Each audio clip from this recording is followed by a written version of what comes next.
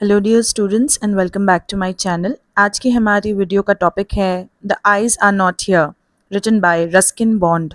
ये degree first semester English का prose lesson है एंड हम लोग इस लेसन को समझेंगे 3 से 4 मिनटों में। The eyes are not here, इस प्रोज लेसन को लिखा है रस्किन बॉन्ड ने। रस्किन बॉन्ड जो कि इंडिया के मशहूर ऑथर है जिनके पास है ब्रिटिश एक्सेंट।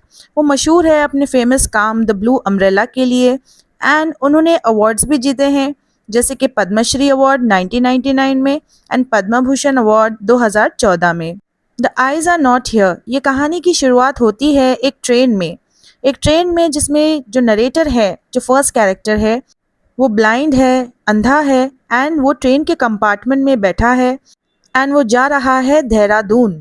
ट्रेन का एक स्टॉप होता है रोहाना स्टेशन पर एंड वहाँ पर एक लड़की चढ़ती है कंपार्टमेंट के अंदर। उसके पेरेंट्स उसे इंस्ट्रक्शंस देते हैं, रूल्स बताते हैं कि सफ़र में किस तरह रहना है। अब जो नरेटर है उसे उस लड़की की आवाज़ अच्छी लगती है एंड वो सोचता है, इमेजिन करने लगता है कि वो लड़की किस तरह दिखती होगी। तो वो लड़की अपना सामान लेकर नरेटर के सामने वाली सीट पर आकर बैठ जाती है एंड नरेटर को लगता है कि शायद लड़की ने उसे नोटिस नहीं किया। तो नरेटर एक लाइन कहता है कि जिन लोगों के पास अच्छी आंखें होती हैं अक्सर वही लोग फेल हो जाते हैं देखने में उन चीज़ों को जो उनके जस्ट सामने हैं। लड़की नरेटर की आवाज़ को सुनकर थोड़ा चौंक जाती है। फिर नरेटर जो है वो लड़की की इतनी खूबसूरत सी आवाज़ सुनकर अपनी ब्लाइंडनेस को छुपाने की कोशिश करता है, यानी कि ये छुपाने की कोशिश करता है कि वो अंधा है। फिर उस नरेटर और लड़की के बीच कुछ बातचीत होती है एंड नरेटर उस लड़की से उसकी डेस्टिनेशन पूछता है। तो वो कहती है कि मैं रोहाना से जा रही हूँ शहरानपुर। फिर नरेटर कहता है कि वो देहरादून जा रहा है।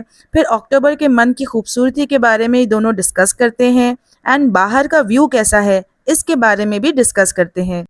जब लड़की नरेटर से बाहर के व्यू के बारे में पूछती है तो नरेटर जो है वो बाहर देखने का दिखावा करता है खिड़की से और अपने अंधेपन को छुपाने की कोशिश करता है। फिर नरेटर लड़की के चेहरे की तरफ देखता है और उसे कॉम्प्लीमेंट देता है कि उसके पास एक इंटरेस्टिंग फेस है और नरेटर ये सोचता है कि ये सबसे ज़्यादा सेफ कॉम्प्लीमेंट होगा। इस बात को सुनकर लड़की हंस देती है और कहती है कि आज तक मुझसे ये कभी किसी ने नहीं कहा कि मेरे पास एक इंटरेस्टिंग फेस है। और लड़की इस बात पर हंस देती है, लेकिन नरेटर जो है सिर्फ उसकी हंसी सुनकर अकेला महसूस करने लगता है। लड़की से बातचीत के दौरान नरेटर को लगता है कि वो उससे एंडलेस बातें कर सकता है बैठकर, लेकिन फिर वो सोचता है कि अगर इसका स्टॉप आ गया तो फिर ये यहाँ से चली जाएगी और मुझे भूल भी जाएगी। इतने में नरेटर जो है वो लड़की के लुक्स के बारे में सोचता है कि वो किस तरह दिखती होगी और ये भी सोचता है कि उसकी परफ्यूम की जो स्मेल है वो कितनी ज़्यादा अच्छी है। और फिर उस लड़की का स्टॉप आ जाता है, वो अपनी चीज़ों को लेकर ट्रेन में से उतर जाती है। अब नरेटर ये सोचता है कि उसकी परफ्यूम की जो स्मेल है वो अभी तक आ रही है उसके जाने के बाद भी। उस लड़की के ट्रेन से उतरने के बाद एक दूसरा पैसेंजर एंटर होता है एंड उस लड़की की जगह पर आकर बैठ जाता है एंड वो इस नरेटर को ग्रीट करता है और ये भी सोचता है कि शायद नरेटर को मैं पसंद नहीं आऊँगा बिकॉज मैं उस लड़की की तरह अट्रैक्टिव नहीं हूँ।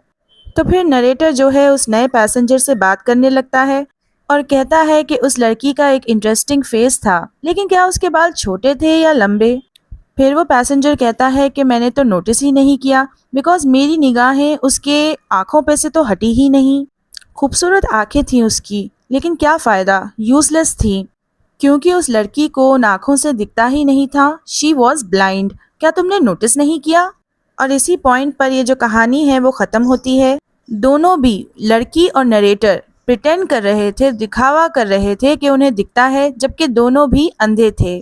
इस लेसन का मैसेज ये है that we must be a real person and not a fake one. हम इन आँखों से दुनिया को देखते हैं और अगर आँखें नहीं हैं तो इसका मतलब ये तो नहीं कि इनर ब्यूटी को नहीं देखा जा सकता। So do not judge people by their looks because true understanding happens with deeper connections.